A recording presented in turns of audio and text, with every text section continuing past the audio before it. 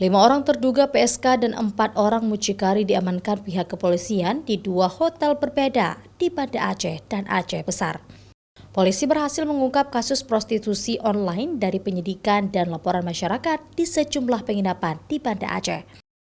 Di hotel kawasan Aceh Besar, polisi mengamankan mucikari berinisial RA dan SM dan PSK berinisial CF, warga Aceh Selatan, S asal Aceh Utara, dan R.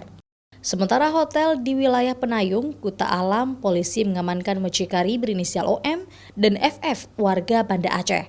Kemudian PSK berinisial RM, warga Nagan Raya, dan FF, asal Banda Aceh. Kita tahan ini adalah para mucikarinya, ya, ini mucikarinya karena ya tadi yang saya sampaikan dasar kemanusiaan untuk para PSK-nya ada yang masih single parent juga, ada yang tulang punggung keluarga juga.